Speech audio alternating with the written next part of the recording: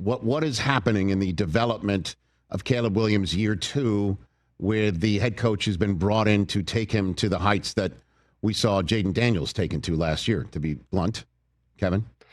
Yeah, I mean, it's been bumpy. Ben Johnson told us on Sunday after the practice at Soldier Field that it was sloppy and that there were a bunch of delayed games. And, we don't know exactly how much of that is on Caleb, but the quarterback's got to get the ball off.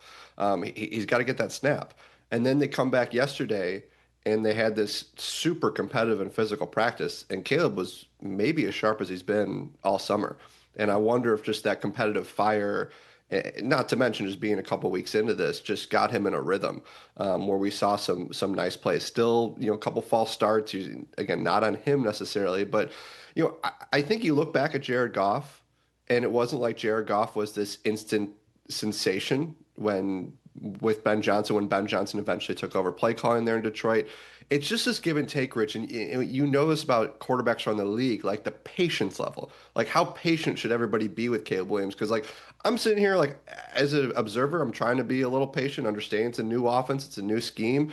But there's the other part of me, and I can see it, and I can get how Chicago fans can see this. They're like, we've been here before. You guys said this with Mitch Trubisky. You guys said this with Justin Fields to give it time and all that stuff. And then look what happened. So there's this nervousness in town, this tense feeling that after last year and seeing that camp maybe hasn't been as smooth as people maybe on the outside might have hoped, that everyone's worried, and so if he doesn't throw the ball to the net, suddenly it's panic time. But I'd like to see us play out, and I think, Rich, too, it's important to put some trust in Ben Johnson, that Ben Johnson has been brought here to put Caleb in the best position to succeed, and Ben Johnson has proven that he can do that, and now we see if he can do it with someone as gifted as Caleb Williams. Yeah, and the Seth Wickersham book that created, I'm sure, quite the media storm in your world as well, Kevin, is about to, hit stores, and that might renew conversations about last year. And I'm referring to Caleb Williams and his dad having issues about being drafted by Chicago that they eventually overcame. And then the issues that happened in his first year only seem to confirm their belief that this might not be the best spot for him.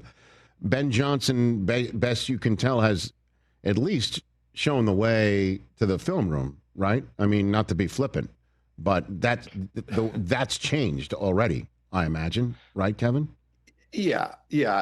I think it's just a different tone. It's a different situation here. I got a chance to talk to Caleb Williams early on in camp, and he kind of walked me through a little bit of his day to day, and how early he was showing up to the building, got his notebook out, the things that he's doing. I mean, it seems to be doing what you would expect, and I think that didn't happen last year. That was not what he was doing last year.